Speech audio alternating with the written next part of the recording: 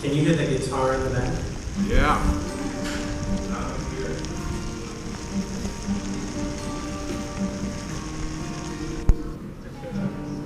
Oh God, oh God, this is a broken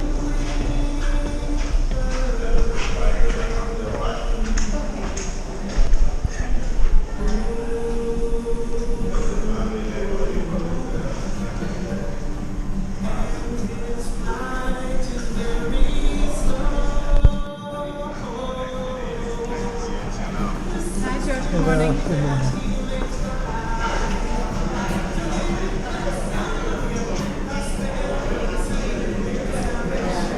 Hi, how you doing? Good, good. Hello, my brother.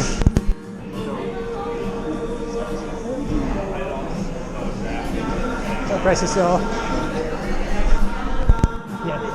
The treats I brought on the table Yes. before I completely spaced it all. Yes, yes, yes. And then I forgot my phone. So Carol and I started this before COVID on Zoom.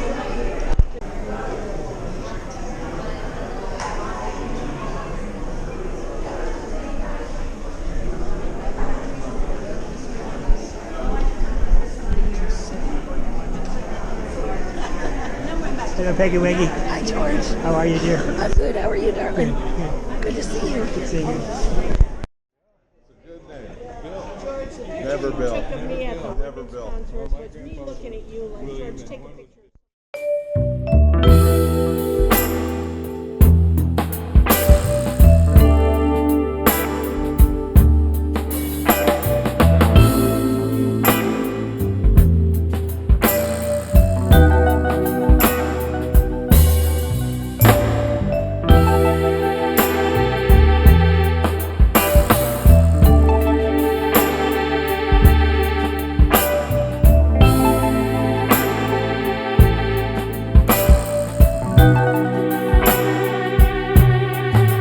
Oh man, of two visions, close one eye,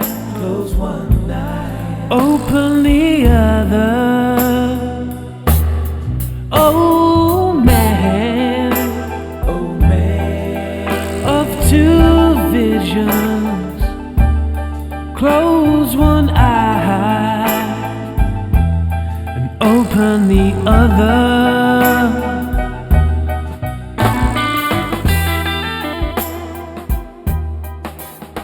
At the host of the Supreme Concord. An army for the angels to use as they see fit. Oh, you believe that one? Just like a soldier in an army, you wouldn't understand the orders that you've been given. You just have to carry them out. Beauty of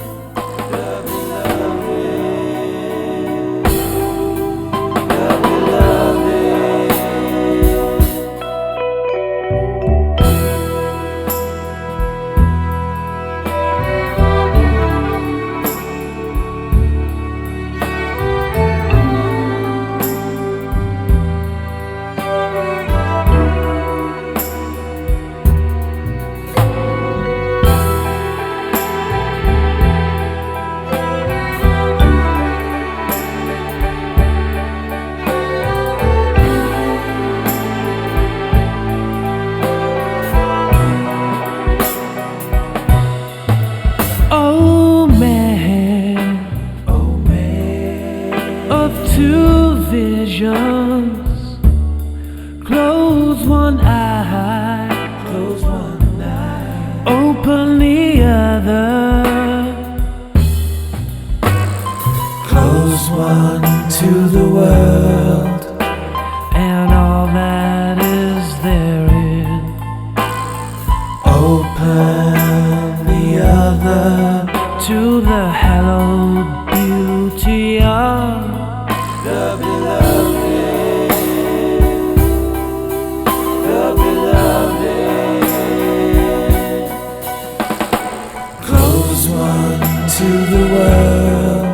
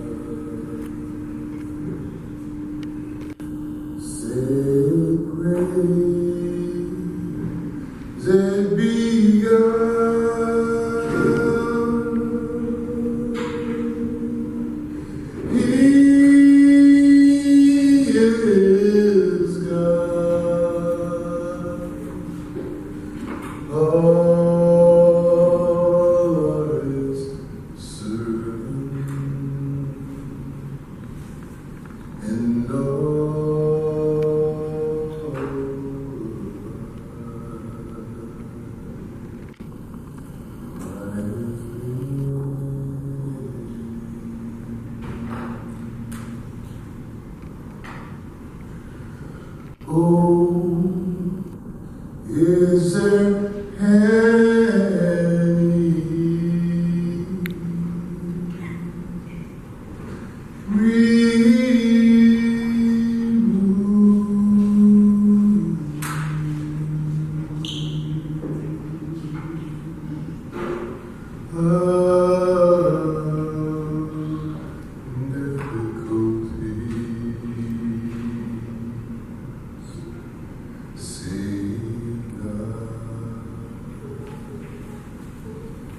say praise be God. He is God.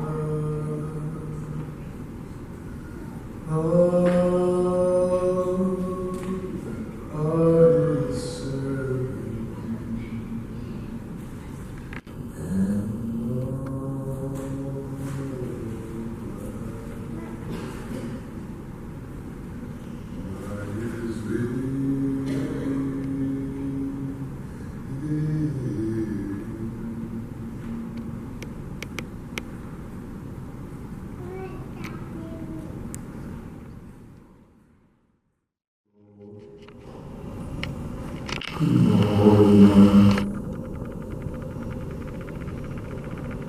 We praise you for everything you've done for us. And we worship you, Lord, for your kindness and your love and your support. We praise your holy name. We worship you, Lord, and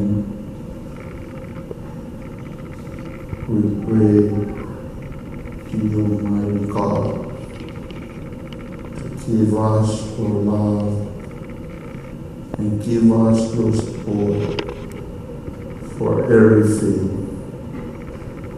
Amen. Amen. O kind Lord, unite all. Let the religions agree and make the nations one, so that they may see each other as one family and the whole earth as one home. May they all live together in perfect harmony. O God, raise aloft the banner of the oneness of mankind. O God, establish the most great peace. Cement thou, O God, the hearts together. O thou kind Father, guide, gladden our hearts through the fragrance of thy love. Brighten our eyes with the light of thy guidance. Delight our ears with the melody of thy word, and shelter us all in the stronghold of thy providence. Thou art the mighty and powerful, thou art the forgiving, and thou art the one who overlooketh the shortcomings of all mankind. Abdul Baha.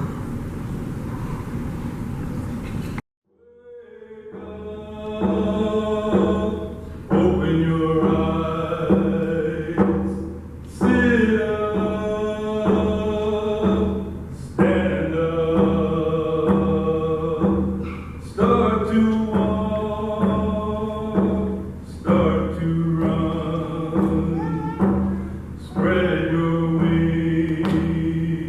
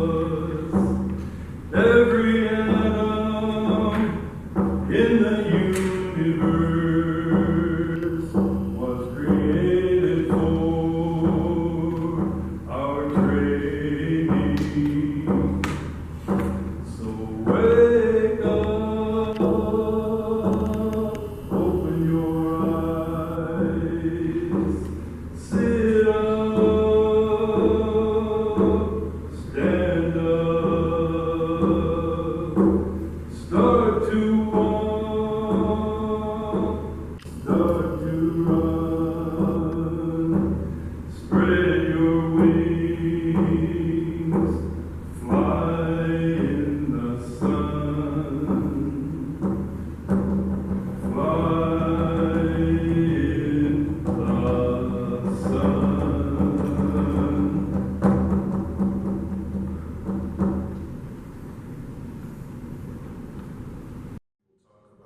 Educating young people, connecting with others through prayer, and collaborating with friends and coworkers and service projects in community.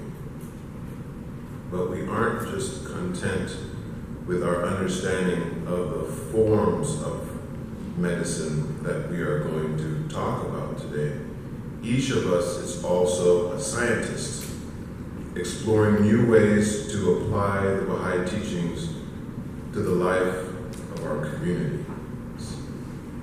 When we take action, we share with others, then we are learning community. The needs of humanity are great, and we've figured out a very small percentage of the medicine that it needs.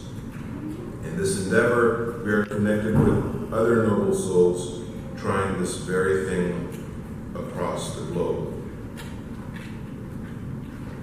Working as a group of friends, while simple, is not necessarily easy. There are many forces that can stop us from working together.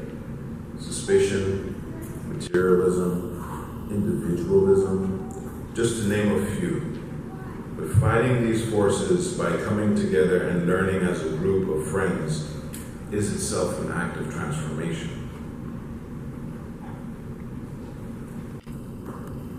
To overcome these forces, we can't look in isolation, which brings us again to the purpose of this conference. We want to overcome the forces of suspicion with love, the force of materialism with collective determination, and the force of individualism with fellowship. Every small act for the behind that. That's why we are calling each other to community. There we go.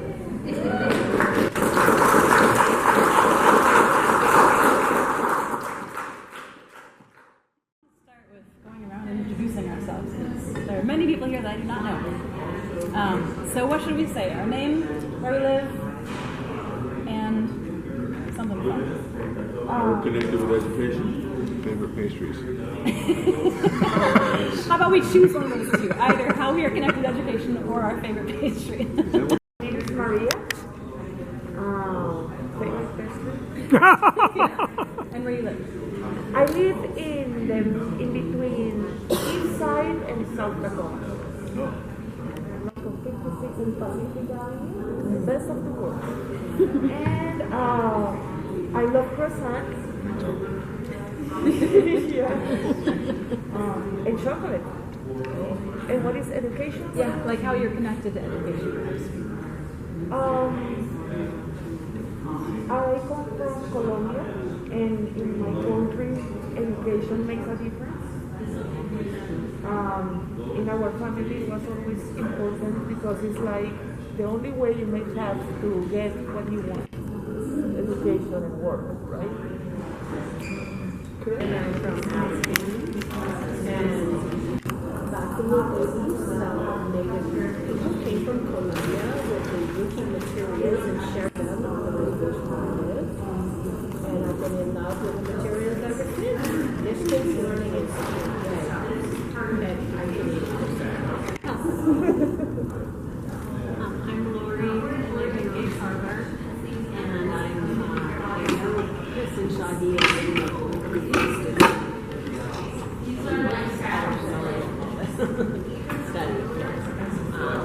and I did spend 40 years Thank you. I am Edward, and working with Congo Productions, we try to diversity education to entertainment, to encourage people to realize that we are all one people. If we get together as all one people, we'll be all one country. University today, immigrated 6 or 7 generation Baha'i from childhood. My parents interested in education and learning. So I love to learn every day. Something new every day, different subject. Human relationships, psychology, politics, finance, anything. Religion. That's all. What's your favorite pastry? Actually, I like croissant.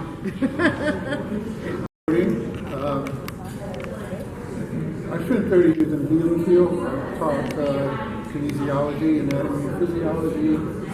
Now I hold a doctorate in interdisciplinary studies.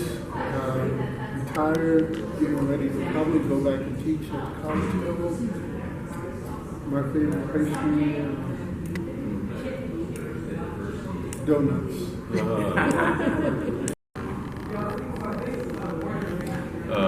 Maple bar. Yeah, that's right. I'm Chris. I live in Gig Harbor.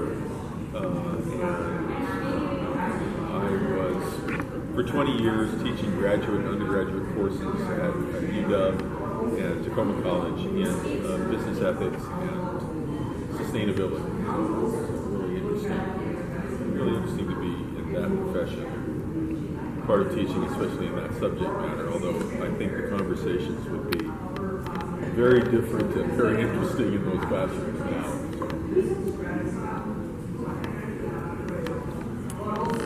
Sounds like you want to go back. I think I gave it my all. I'm Jonathan, educating myself on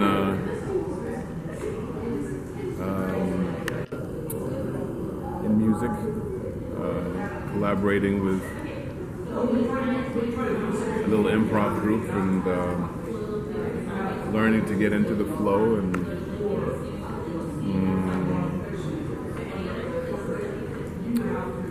becoming more at ease with sharing and participating in music. Yeah, they're pretty good right there. But a nice hot croissant. They do a croissant with applesauce in it, chausson pomme in France. I wish they did it here. Hi, I'm Bob. I'm from University Place. I've got all kinds of education and social change projects going on. Unfortunately, they're either international, online, or in Seattle. So I'm looking for something a little closer to home. I admire any pastry that's on my plate. However, I climbed on the scale this morning. The message from the universe was lay off the pastry. You sure? Yeah, unequivocally. General. Yes, it was quite direct. And this message was delivered numerically. Yes, it was a quantitative, unmistakable message. Debbie, and I live in Northeast Tacoma, and I resonated with you, Maria, from Columbia. My daughter did a year of service in Columbia, and before she went, she had no clue. She wasn't motivated to go on to higher education. And after she came back from Columbia, she said, Mommy, she said, there's no excuse for me. I have every opportunity here in the U.S. and so many children that she worked with over there were very poor, very intelligent, very smart, and would never get the chance to go to school and fulfill their true potential. So I'm thankful to Columbia for giving her the insight to see that for herself. And then she went on to do a bachelor's and a master's. And my favorite pastry is anything that my mom baked. She baked, and there was one thing that I really loved for my birthday. It was a chocolate pastry. Yeah. Louis County. The only connection I have with education is when I joined the Baha'i faith and the importance of education and trying to help educate people about love and compassion and cooperation and things like that. And pastries are not on my diet, so. And my name is Anissa. I live in Tacoma. I love a good hand pie, like maybe filled with apples are great. Apples instead of a hand pie would be wonderful. And I have a connection to education. I am continually trying to educate myself. I don't think this is a process that ends when school ends. This is something we have to do throughout our lifetimes. I try to work alongside others as well to help the younger generations come up and learn capacities for service and capacities for discourse. So try to plug in where I can for that. So maybe let's dive into the packet if that's okay. Coming directly from the Ruhi Institute, which has been brought up a couple times. I don't know if everybody here is familiar with the Ruhi Institute. But we'll go over that a bit more in detail what it is in a second.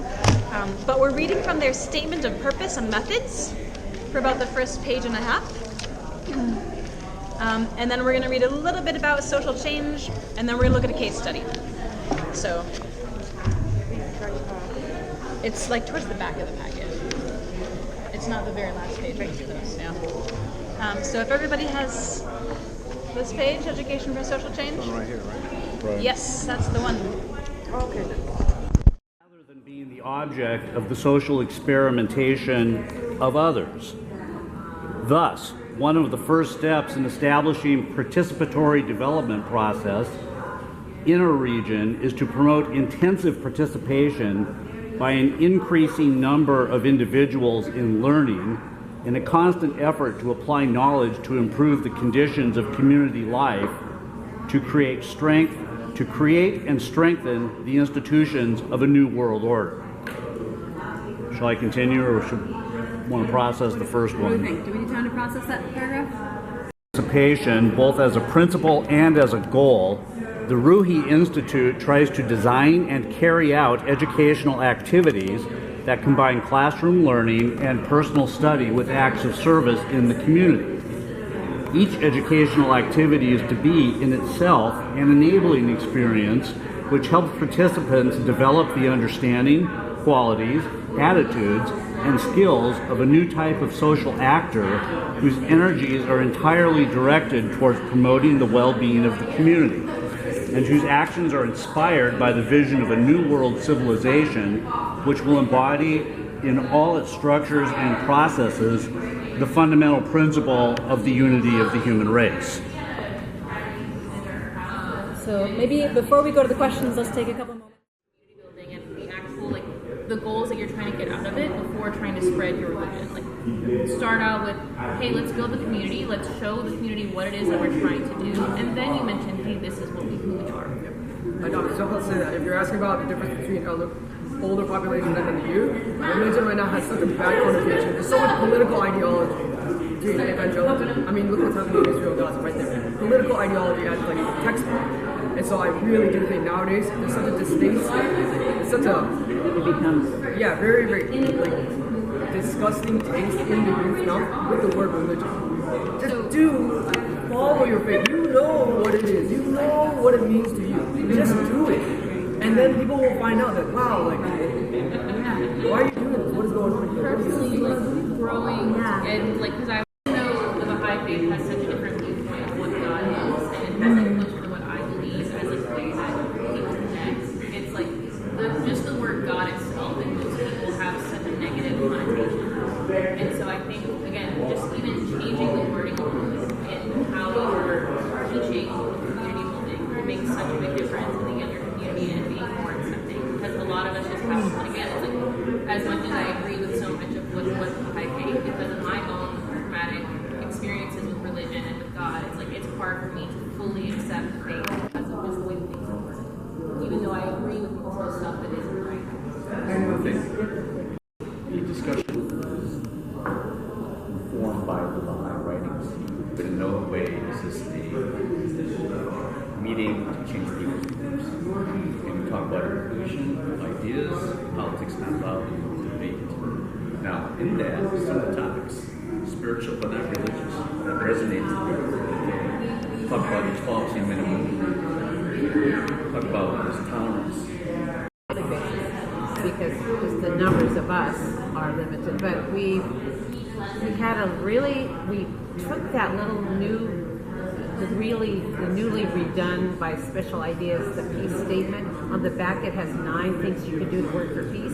So we kind of went over that, and the first statement is if we believe that peace is possible, we're more likely to work for it. So that was like, oh, yeah, it makes, wow, it's just like, obviously, but it's obviously needing to be cemented in our heads. Just stepping out. That's what we decided to do. And this is the year Dan has been really involved in this. Past, remember when George Washington had bicentennial the same year as Baha'u'llah? It's a town that's got lots of perhaps issues, but there's a black town in the first. This is the 150th year coming up of the founding of that town, so another opportunity to step up and connect with race unity issues. It's the 100th year of Centralia College as well. So we have 2 really big things that Jim has been involved with planning stuff. So just getting involved with people those protagonists, many of whom were heard to say at another meeting, oh, those Baha'is, they do things. So,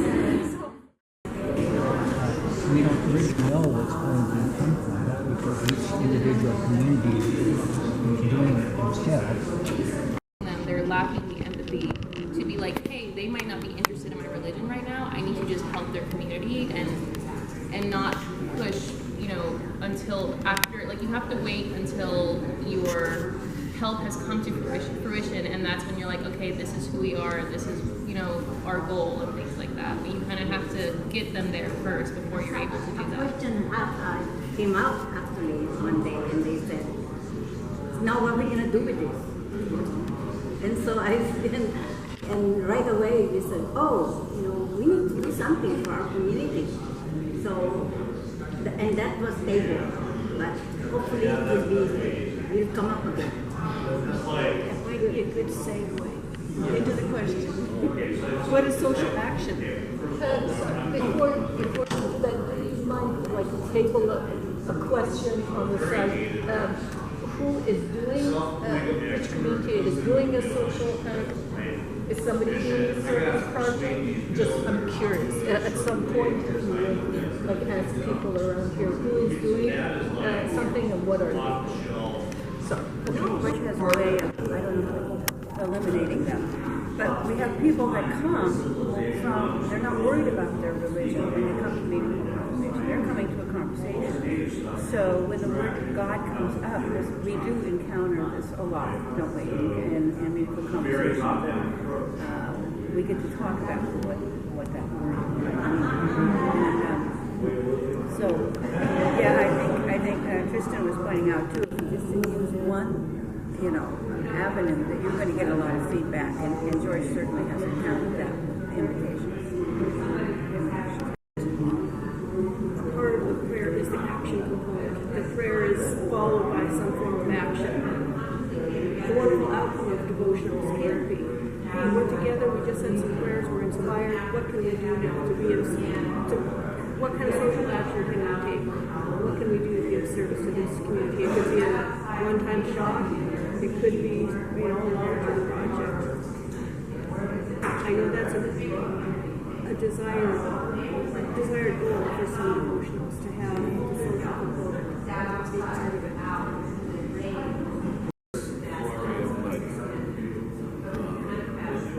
A much more embodied feeling culture that has a lot of issues with reading and writing in a classroom setting. And there's a culture of people that are more interested in exploring movement, music, and they have this sort of maybe what would be the word? It would be an aversion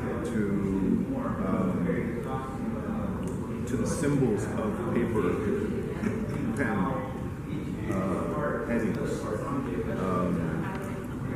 and I think. And this is from a guy that 10 years ago on a Sunday I'd be playing golf. I mean, you know, that's just one thing I play golf. I haven't been golfing here, so it's transformative. So if you allow it, I think we want to be transformed. I'm happier now, and I don't know anything. But when I knew everything, it's mutual. It does connect the heart. It builds friendship. It does a lot of things with prayers. Where we spend it is not like convincing or persuading or telling people we have the tools and how to say you should join us now. It's more little gestures. The sister here, Sister Shari, was sharing something with me about an international language that we need to adopt for all of us to interact and communicate with each other. That would exclude more animosity and acrimony so we can all work harmoniously and in love and with love with one another. And my response to her was, we already have such a language. We don't need another spoken one. Such a language is the language of love. Everybody understands love. I don't need to speak Korean or Chinese or Arabic for you to understand my act of love toward you. If I'm kind and loving toward you, you can see and reflect upon that. Guess what? This morning, I'm overjoyed today. I woke up and then I started melting into tears. Why? Not tears of sorrow, tears of joy. I believe I have met God this morning. One of my neighbors did exactly what I would do to another. We were cursing each other to go to the bathroom. Usually I let everybody go. The bathroom is not going anywhere. I will take my turn. And I would insist that they go so I could go last. Guess what? As we bumped into each other, he backed up. I backed up. I wanted him to go. He said, I insist. He wanted me to go first. That does not happen often. Especially in that community, that was the first time it ever happened for me. So I melted into tears. I just met God. Because I believe He's in every single one of us. You just have to look how beautiful all of you are. He's in every single one of us. We just have to dig down to Him and invite Him. He will express Himself, His presence, and through His actions. And that was my experience this morning. The community is changing. And I'm not sure it's because of my action. I know if those actions have anything to do with it, I will not take credit for it. Because every change is made in my life is about.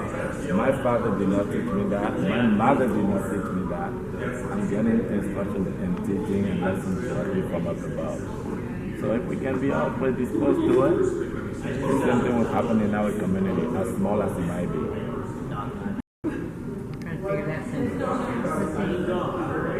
The communities that have advanced most quickly have shown an ability to foster unity of thought and to learn about effective action.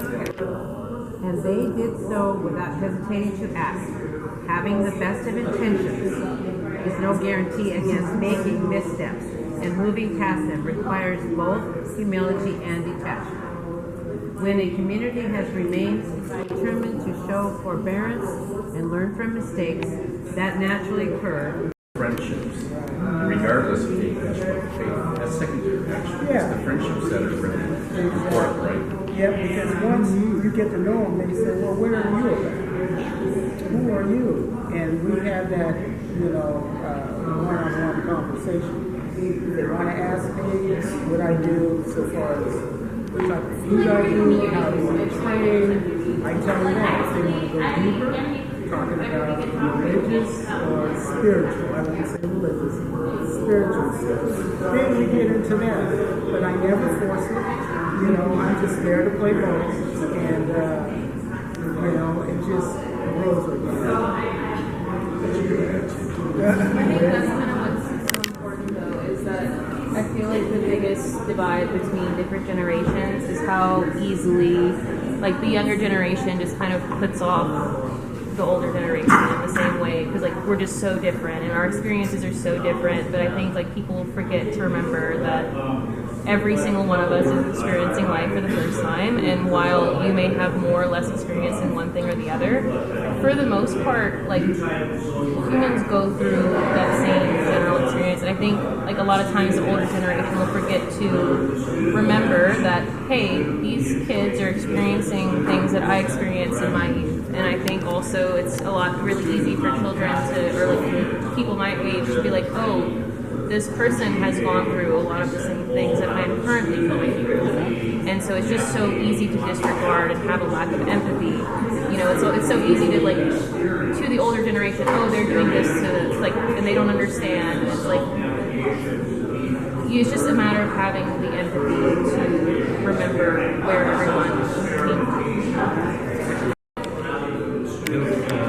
There's a Jewish youth at the time. A lot of you guys know the Baha'is.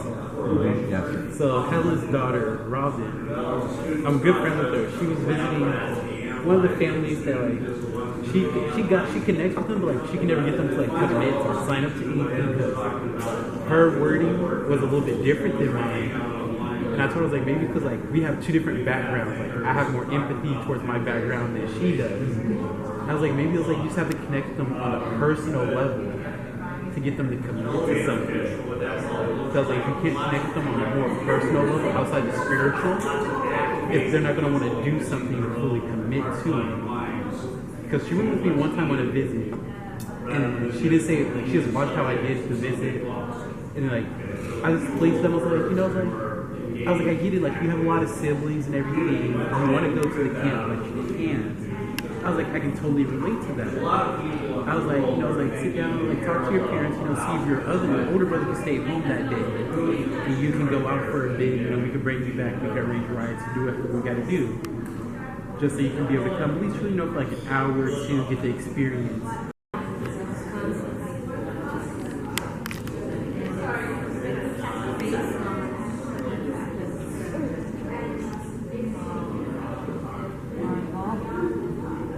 How it developed. You had hundreds of people that entered the Baha'i faith, and there was a need for a systematic educational tool for people to understand more and more the depth of the creative word that Baha'u'llah brought to the world. So that's quite different than somebody implementing an experiment on people. And it's all by choice. Nobody makes you or forces you to join a study circle or be part of that process. And it seems like in a lot of countries in the world, maybe not so much here because we're so much wrapped up in our material world and our intellectual world, but in a lot of places in the world, they use this educational tool, and it's created tremendous advancement in local community action.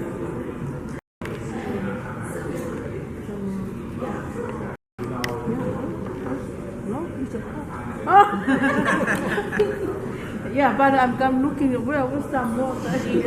She was going to come, but something happened to her family. Oh, yeah. Okay. She was planning to be here.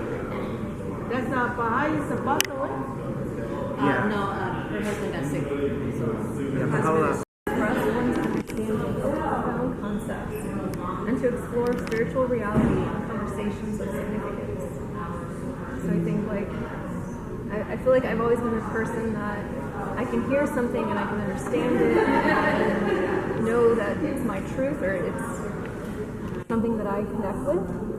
And then the next step from that is actually being able to express and have these conversations. And I think for me, that's been kind of a marker of my transformation.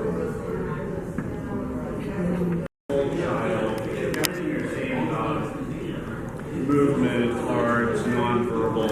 I mean, yeah, I can give you some fat psychology theories about why that's a good idea. It's a good, So anything that educates the whole child and not just the verbal stuff, good on that. It's not like we're the only ones in the world thinking about this stuff. But then again, as many have pointed out, we're still in a larger structure that kind of wants everybody to cram for the SAT. You know, and that's a lot of tension around that.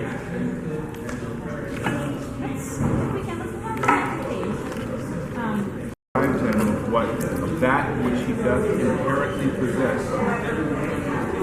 Through a word proceeding out of the mouth of God, he was called into being. By one word more, he was guided to recognize the source of his education. By yet another word, his station and destiny were safeguarded. The great being saith, regard man as a mine, rich in gems of inestimable value. Education can alone cause it to reveal its treasures and enable mankind to benefit therefrom.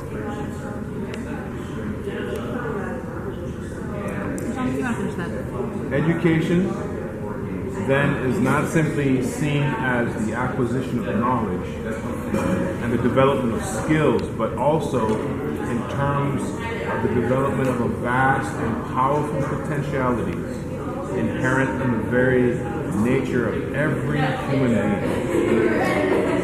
Again, the development of these potentialities and talents, which is considered a God-given right and a responsibility of the individual, attains fruition when it is pursued in the spirit of service to humanity and in the context of creating a new world civilization. Great, and say, bring to my son and tell him that he needs to do X, Y, Z, and then the son would know that, like, oh, the king said it's not from him, it's really from him, this is really his message. And so the way I think of it is like, as men, as the supreme talisman, like, maybe what we are is we have the potential to reflect all of the qualities of God. Like, not just one, like, we can't, it's not just that we are kind and we can't be generous and we can't be noble and we can't be compassionate, we can't be just. But like like as human beings, we can reflect every single one of these qualities, which kind of sets us apart from other aspects of creation. But then of course the next sentence is that like a lack of this proper education does deprive us of what we learn. In order to develop ourselves to that level of like being able to fully reflect the qualities of God, like we have to educate ourselves. Message. So in that sense, the human is the message. And you know, there's a quote that really struck me. That our hearts, the sacred word is like a key that opens the heart, and the heart itself, the human heart, is the paradise. And like,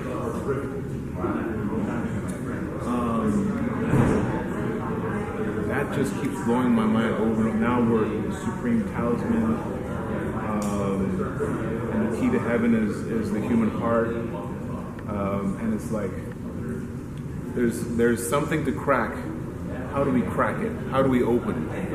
And that's really the question that I feel, you know, it's not one thing or it's not another, but it's a combination of things. And I think being able to create the conditions for that unlocking, I feel is probably the essential.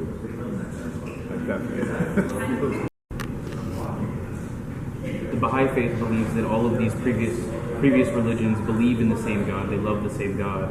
So then the goal is not to convert them up to the Baha'i faith, but to join them in genuine friendship and support them in their love of God.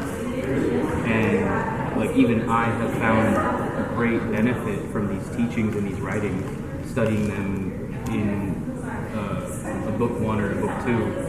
I mean, I gained so much from my study of book 4 in just understanding the origins of this religion, and it just helped me feel closer to God, if that makes any sense. So I think it is important to like, even if it's just a basic understanding of these other faiths, it is important because it's helped me to meet neighbors where they're at, or even in Spokane. It helped me to understand the cultural significance of being offered tea and snacks in some people's homes, right? Like, just having that prior knowledge of their beliefs just helped me to respect them in their home even more when I'm visiting from a whole other side of the state. So I think it is important to take that into consideration with talking about social action, and I guess also the next question. Material and spiritual aspirations of your community.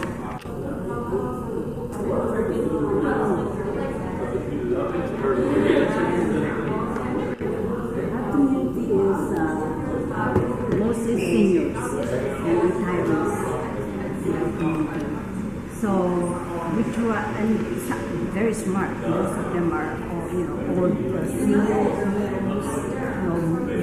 people in big corporations, and then sometimes I get timid to approach them, but then I said, we're all the same. And finally, I was trying to, because there are, in my community, there's a community, my community is called the Cape George, and our community is called the Village. I found out that the other communities is Commons and then Highlands. The Commons are new buildings, big buildings, big modern people that move there. And our village, I found out that these were people from the earliest days when they were building. They lived there, mobile homes, little, houses, and then they go work from there. So I always tease the people, the others said, the commons, and they said, oh, the rich ones in there, but I am a village person.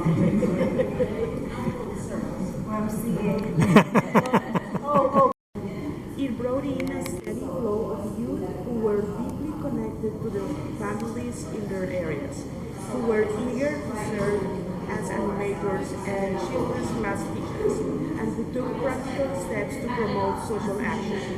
It had a significant impact on establishing trust between neighbors in the community, helping them come together to address common challenges.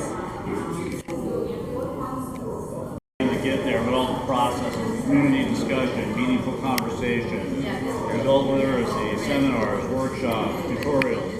Bottom line, establishing trust.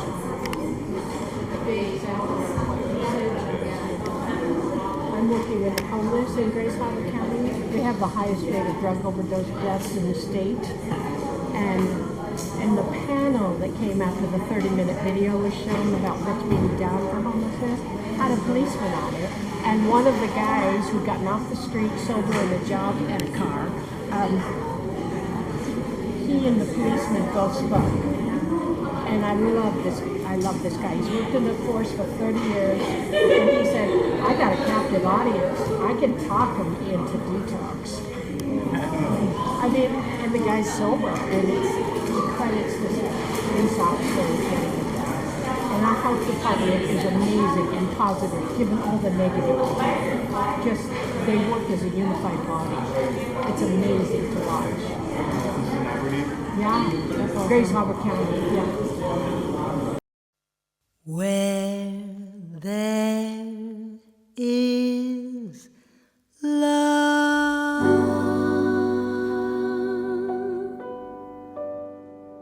where there is love, nothing's too much trouble.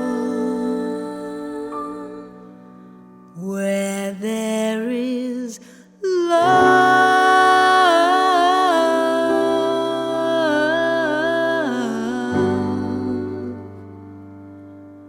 where there is love, where there is love, nothing's too much trouble.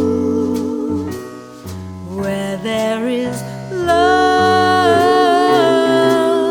there is always time. darkness of the world be ye radiant flames. Now is the time, now is the time. In the darkness of the world be ye radiant flames. Now is the time, now is the time. Now is the time to serve, now is the time to be on fire. Where there is love, where there is love, nothing's too much trouble. Where there is love, there is always time. In the darkness of the world be ye radiant flames.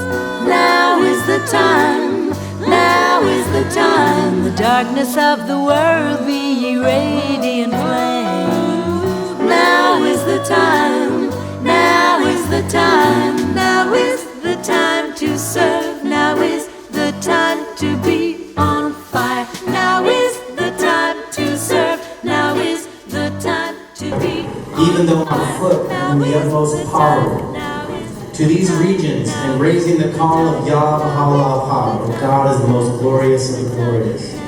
In cities, villages, mountains, deserts, and oceans, promote the divine teachings. This, alas, I cannot do. How intensely I deplore it. Please, God, ye may achieve it.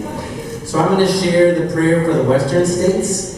And at parts, I'm going to be singing Yah Baha'u'llah, and I'd love for you to echo that with me when I sing that.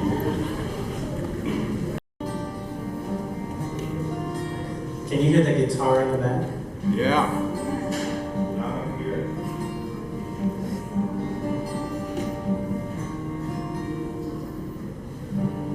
Oh God, this is a broken winged bird.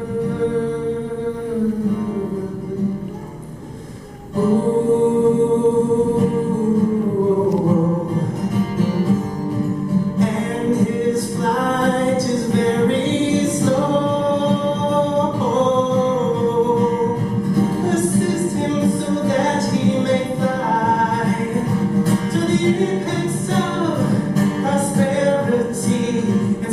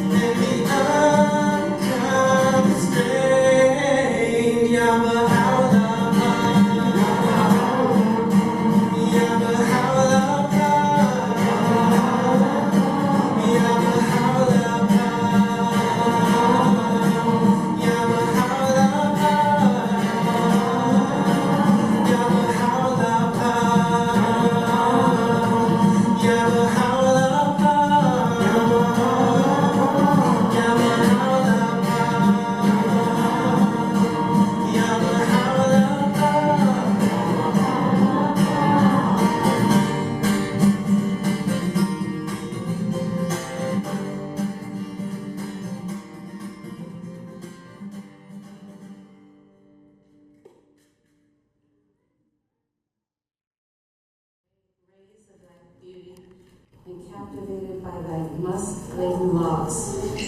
They have surrendered their hearts to thee, and lowly and helpless wander in thy path. They have forsaken friend and stranger alike, and have laid hold of thy unity, bowing in adoration before thee. They belong to this netherworld. Thou didst welcome them into thy kingdom. They were as withered plants in the wilderness of deprivation and loss. Thou didst make them the saplings of the garden of knowledge and understanding. Their voices were stilled. Thou didst cause them to speak forth. They were dispirited. Thou didst shed illumination upon them. They were as parched and barren soil. Thou didst turn them into a rose garden of inner meanings. They were as children in the world of humanity, that is, enable them to attain heavenly maturity. O thou kind one, grant them a haven and a refuge within the shelter of thy protection, and shield them from tests and trials. Lend them thine invisible assistance, and confer upon them thine infallible grace. O thou kind Lord, O thou kind and beloved Lord, they are as the body, and thou art the spirit of life. The body is dependent for its freshness and beauty upon the grace of the Spirit. They stand, therefore, in need of thy confirmations and yearn for the sustaining power of the Holy Spirit in this new revelation.